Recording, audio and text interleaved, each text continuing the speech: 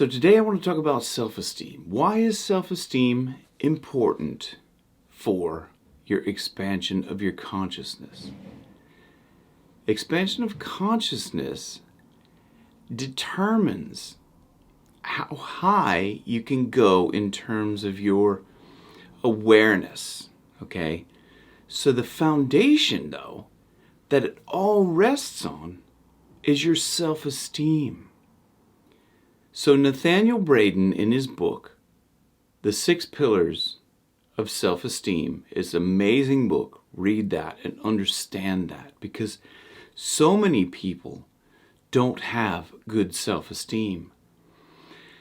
And a part of that reason is because when we grow up, that self-esteem comes from, number one, it comes from your parents, which a lot of times have a difficult time teaching children how to be in the world because they were raised by someone that told them with a limited knowledge how to grow up themselves. So when we're kids, we're being raised by people who were raised by someone who didn't really understand, in a lot of cases, how to actually be conscious, be consciously aware, and to be an unconditional, loving human being or cosmic being living on this earth, this 3D world, of being completely conscious of who they were at the essence of their spirit. So it's like the blind leading the blind, okay? It's like someone who has never learned how to swim teaching you how to swim. Now, how safe is that? I wouldn't trust that. Someone who doesn't know how to swim is going to start teaching you how to swim. That's not a good plan. So you have to really start to understand how you can increase your self-esteem.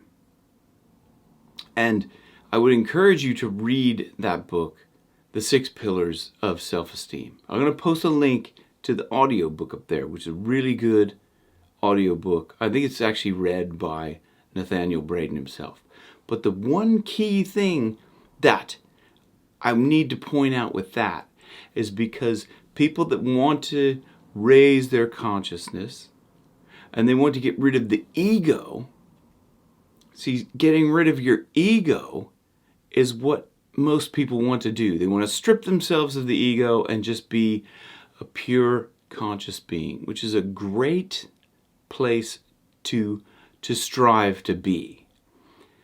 But Nathaniel Braden points out in his book, to not have self-esteem is to not have a healthy ego in the first place. So, if you don't have a healthy ego in the first place, you can't strive to get rid of what you don't have in the first place.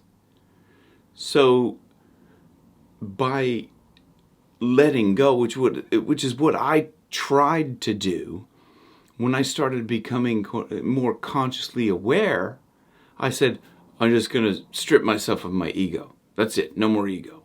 Well, I didn't really have a healthy ego in the first place.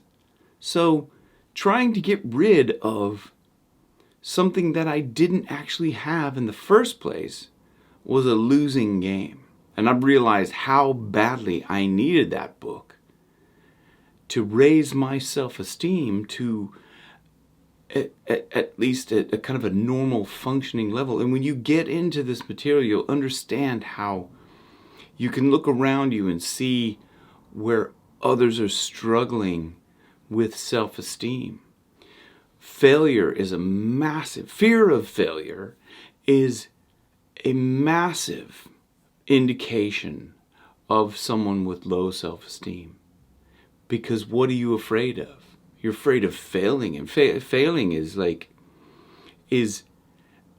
it doesn't really exist. You can't fail. The only thing you can fail at is not doing anything.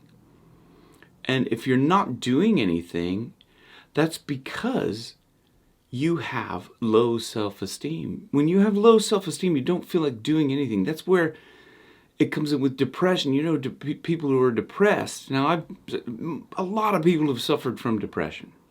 And I don't mean clinical depression where it's really bad and you need to go on medication, things like that. But I'm talking about just normal level of depression. You feel like you don't want to do anything. You just want to lay there, curl up in a ball. Maybe at the most, you want to eat a tub of Ben and Jerry's ice cream and watch Netflix all night or something. But you don't really want to do anything. And you lack the motivation. Well, all of that comes from self-esteem. It's that foundation for everything, for all healthy relationships, for your healthy ability to look at and deal with failure in your life, and dealing with kind of just day-to-day tasks that all sits on self-esteem.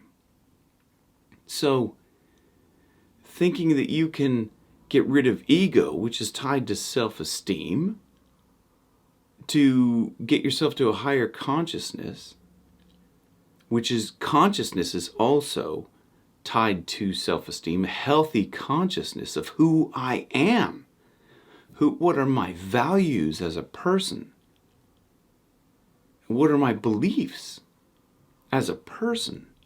That's all so tied to self-esteem that if you don't have that healthy foundation of self-esteem, you can't raise your awareness, you can't raise your consciousness, you won't get to that next level in a healthy way, in a positive way, in an effective way. So I urge you to, if you even just take a listen to that audiobook that I posted up there, and just to understand the kind of the functioning pillars, those 6 functioning pillars of self-esteem, then you might understand where you can actually raise your self-esteem by just being aware of these things and trying to improve on these things. And you could do it. And self-esteem goes up and down over your life. It's all based on choices that you make as a foundation level. And then the reaction to the things that you do can also raise and lower your self-esteem. And he talks about that in the book as well. But it's a very good book if you in any way can find it in your time to listen to that book. I think your eyes will be really, really wide open to the fact that you may have lower self-esteem than you actually thought, and which he calls pseudo self-esteem, which is where you might be able to go on Instagram and do a post or things like that, and you take a selfie, things like that, where you think, oh, I look really good, and you can put on a face for the world, and that's pseudo self-esteem. That's not your core self. So this is something that I'm working on, and I hope that this might help you open your eyes to, maybe it's something that I need to work on. So if that is you, and if it did help, please hit like and subscribe, and I'll see you guys on the next one. So thank you very much for watching. Peace and love. Take care.